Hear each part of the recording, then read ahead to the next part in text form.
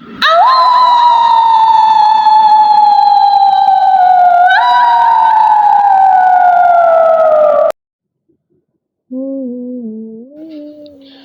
کرتے ہیں اللہ کے بابرکت نام بسم اللہ الرحمن الرحیم سے جو بڑی بزرگی والا ہے۔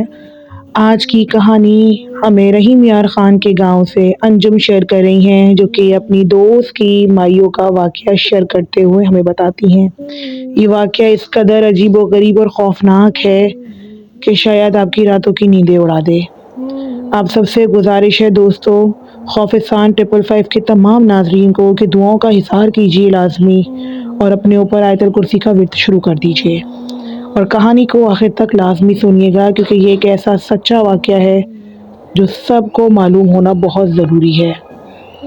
نہیں کیا ہے آپ نے اب تک اپنے خود کے چینل خوفستان 555 کو سبسکرائب تو لازمی کیجیے گا دوستو۔ کہانی کچھ یوں شروع ہوتی ہے کہ رات گہری ہو چکی تھی اور گاؤں میں شادیوں کا موسم تھا۔ مائیوں کی رات ہمیشہ سے چہل پہل سے بھری ہوتی تھی۔ آج افشا کی مائیوں تھی۔ اس کے گھر میں روشنیوں کی لڑیوں کے نیچے لڑکیاں بیٹھی ہنس رہی تھی۔ ہر چیز چہل پہل سے جمک رہی تھی۔ ڈھول کی آواز ہلکی ہلکی گونج رہی تھی، لیکن فضا میں ایک عجیب سی بے چینی بھی تیر رہی تھی، جیسے ہوا میں کچھ دبے لفظوں کا بوجھ ہو، یا کچھ ایسا ہو جو کہ ٹھیک نہیں ہو۔ افشا کو اپنی سہیلیوں نے اس کی تمام سہیلیوں نے پنڈال میں بٹھایا ہوا تھا۔ وہ کبھی ہنستی تو کبھی مصنوعی شرم سے آنکھیں جھکاتی، مگر کچھ دیر بعد اس کی پیشانی پر پسینہ جمنا شروع ہو گیا تھا۔ اس نے جھٹکے سے اپنا سر اٹھایا اور وہ کہتی ہے کہ تم لوگوں نے سنا؟ اس کی آواز لرز رہی تھی۔ اس کی دوست انجم نے ہنستے ہوئے پوچھا، کیا سنا؟ ڈھول کی آواز ہے۔ افشا نے گردن پیچھے موڑی جیسے کسی کے آنے کا احساس ہوا ہو۔ نہیں، پیچھے کوئی عورت ہے، جیسے سانس سے بھی بھاری آوازیں آ رہی ہیں۔ لڑکیاں ایک لمحے کو خاموش ہو گئیں، پھر ہنسی میں بات دبانے کی کوشش کی۔ ارے تو ڈر رہی ہے، مائیوں کی رات ہے، وہم ہو رہا ہے۔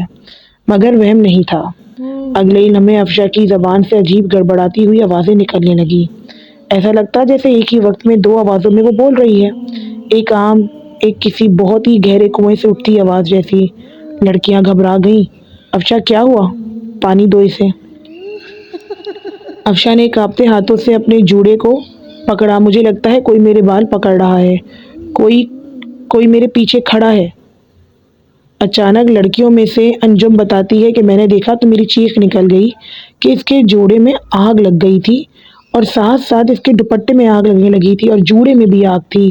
واقعی افشا کے سر کے جوڑے کے اندر سے دھواں اٹھ رہا تھا۔ لڑکیاں گھبرا کر ادھر ادھر بھاگنے لگی۔ کسی نے پانی لایا، مگر جیسے ہی پانی ڈالا تو آگ خود بخود ہی بجھ گئی، جیسے کوئی تھی ہی نہیں۔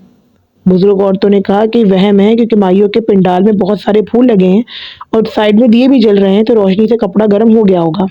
لیکن افشا مسلسل یہی کہہ رہی تھی کہ وہ عورت میرے پیچھے کھڑی ہے، اور انجم کہتی ہے کہ مجھے ڈر لگ رہا تھا، کیونکہ میں اس کی بیسٹ فرینڈ تھی، تو مجھے ساتھ ساتھ رہنے کے لیے بار بار میرا ہاتھ پکڑ لی تھی، اور بار بار مجھے دیکھ کے کہہ رہی تھی کہ کوئی عورت ہے میرے پیچھے کھڑی ہے۔ میں دیکھتی، تمہارے پیچھے تو کوئی بھی نہیں ہے، پھولوں کا بھرا پنڈال ہے۔ ایک اور واقعہ انجم بتاتی ہے جو ہوا تو جس نے میرے رونگٹے کھڑے کر دیے۔ اب مہندی لگانے کا وقت آیا۔ سب نے مہندی والی عورت کو پیغام بھیجا، مگر اس نے آنے سے انکار کر دیا۔ وہ کہتی ہے کہ مجھے معاف کرنا بیٹی، میں آج نہیں آ سکتی۔ سب حیران تھے، اس نے کبھی کسی کی مہندی لگانے کے لیے نہیں ٹالا تھا۔ یہ بہت مشہور مہندی والی تھی، جو کہ ہر کسی کی مہندی لگاتی تھی، اور انجم کی بہت گہری دوست تھی، اور افشا کی بھی۔ اور اس نے کہا تھا کہ میں تمہاری شادی پر تمہاری مائیوں میں ضرور آ کر تمہارے ہاتھ رچاؤں گی، لیکن وہ آنے سے منع کر دیتی ہے۔ لڑکیاں بولی، کوئی بات نہیں، ہم افشا کو مینا بازار لے کر جاتے ہیں۔ انجم نے کہا، تھوڑا ڈر تو مجھے لگ رہا تھا، لیکن میں نے کہا ہاں چلو، مینا بازار میں بھی جلدی سے لگ جائے گی، وہاں مہندی بھی لگ جائے گی اور دل بھی بہل جائے گا۔ جیسے ہی افشا دوستوں کے ساتھ مینا بازار پہنچی، اس کا چہرہ ایک کھل اٹھا تھا۔ انجم بتاتی ہے کہ وہ بہت خوش ہو گئی تھی۔ روشنی، موسیقی، سب کچھ اسے کچھ دیر کے لیے خوش کر گیا تھا، اور بہت خوش ہو گئی تھی۔ گھر میں جس طرح سے گھبرا رہی تھی، اس طرح سے نہیں گھبرا رہی تھی۔ انجم بتاتی ہے کہ افشا چوڑیاں دیکھ رہی تھی جب اچانک رک گئی۔ اس کے پیچھے کھڑی ایک عورت کا عکس اسے آئینے میں صاف دکھا۔ لمبے لمبے کالے کالے بال، آنکھیں لال، اور عجیب سی گندا سا اس کا چہرہ۔ بے تاثر آنکھیں۔ افشا نے اپنی کانوں پر ہاتھ رکھ دیے اور چیخ ماری کہ وہ یہاں بھی آ گئی ہے، وہ میرے ساتھ ہے، اور کہنے لگی کہ میرا سب کچھ گھومنے لگا ہے اور میرے ارد گرد سب کچھ گھوم رہا ہے۔ وہ چیختی ہے اور بے ہوش ہو کر زمین پر گر جاتی ہے۔ انجم بتاتی ہے کہ جب ہم یہ صورتحال دیکھتے ہیں تو ہم سب گھبرا جاتے ہیں۔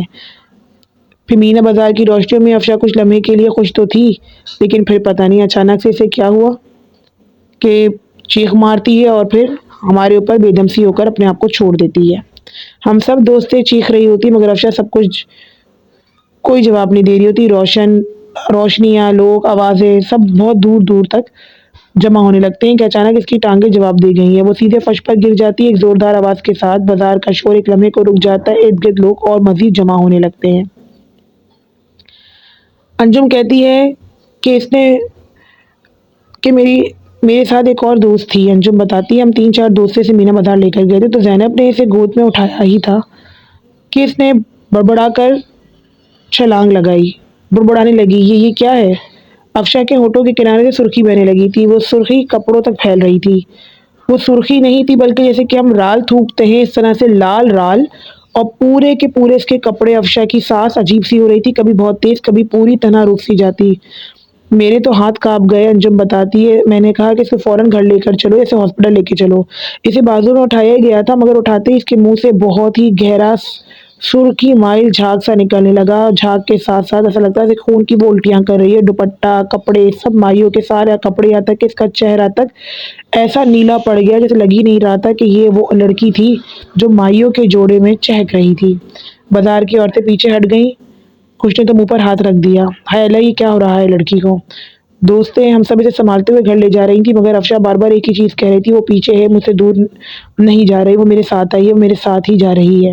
اس کے جسم میں عجیب سی کپ کپی تھی، ہر چند قدم بعد وہ لڑکھڑا جاتی، سانس رک جاتی اور پھر جیسے کسی نے دوبارہ سے چلنے پر مجبور کیا ہو۔ گھر پہنچتے ہی عورتوں نے شور مچا دیا، کسی مولوی صاحب کو بلاؤ، اس پر تو اثرات ہیں۔ مولوی صاحب جلدی سے گھر پہنچے۔ انہوں نے افشا کو نیم بے ہوش حالت میں دیکھا، کپڑے بگڑے ہوئے تھے، چہرہ پیلا، آنکھیں بند مگر پلکیں مسلسل کانپ رہی تھی جیسے اندر کوئی سے چیز کوئی دیکھ رہی ہو جو باہر والوں کو نظر نہ آئے۔ مولوی صاحب نے تلاوت شروع کی۔ جیسے ہی انہوں نے پہلی آیت پڑھی افشا کا جسم جھٹکے لینے لگا، جیسے کسی نے کندھوں کو اندر سے مروڑ دیا ہو۔ مولوی صاحب نے آواز بلند کی، کہا کہ ساری بیٹیاں پیچھے ہٹ جاؤ، اسی قریب نہ جاؤ۔ تب افشا نے اپنی آنکھیں کھولی، پوری طرح نہیں مگر اتنا کہ لگے جیسے وہ اپنی آنکھوں کے پیچھے کسی اور کو دیکھ رہی ہو۔ پھر اچانک اس کی گردن سے ایک پھر سرخی بہنے لگی، زمین پر چند قطرے ٹپکے، کمرے میں سناٹا پھیل گیا۔ مولوی صاحب نے کلام اور زور سے پڑھا مگر افشا کی حالت بگڑتی چلی گئی۔ میں نے کہا تھا وہ عورت مجھے نہیں چھوڑے گی، اس کے آخری الفاظ واضح تھے۔ اس کے بعد اس کی سانسیں ٹوٹیں، اس کی نبض بیٹھتی چلی گئی اور بالآخر بالکل خاموش ہو گئی۔ سارا گھر خیری خاموشی میں ڈوب گیا۔ باہر مائیوں کی روشنی جل رہی تھی مگر اندر ایک اندھیرا اتر آیا تھا جو شاید بہت دیر تک نہیں جلا تھا۔ اور میری پیاری دوست افشا اس دنیا میں نہیں رہی تھی۔ مولوی صاحب نے بتایا کہ آپ سب لوگوں نے بہت دیر کر دی۔ اس بچی کے ساتھ کچھ عجیب و غریب واقعہ جب سے آپ نے اس کی شادی کی تاریخ طے کی ہے تب سے ہی ہو رہے ہیں۔ اس بچی پر آسیب کا سایہ تھا اور یہ میں کہہ سکتا ہوں کہ اس بچی پر ایک عورت عاشق تھی جو اس کو کسی اور کے ساتھ نہیں دیکھ سکتی تھی۔ یہی وجہ تھی کہ وہ اپنے ساتھ آپ کی بیٹی کو لے گئی ہے۔ بظاہر اس کی موت ہوئی ہے کیونکہ اس کا جسم یہاں پر وہ چھوڑ گئی ہے، لیکن اس کی روح اس کی تمام چیزوں کو اپنے ساتھ میں اڑان بھر کر لے گئی ہے۔ یہ خون نہیں ہے، اس کا دل پھٹ چکا ہے اندر سے، اور اس کا دل تبھی پھٹ گیا تھا جب یہ بازار کے اندر گئی تھی اور جب سے اس نے یہ پیلا جوڑا پہنا ہے۔ تب انجم کا بتاتی ہے کہ افشا یہی کہہ رہی تھی کہ یہ جوڑے میں تو کوئی ستارے نہیں ہیں، ایسا لگتا ہے جیسے میرے پورے بدن پہ کسی نے کانٹے چبو دیے ہوں۔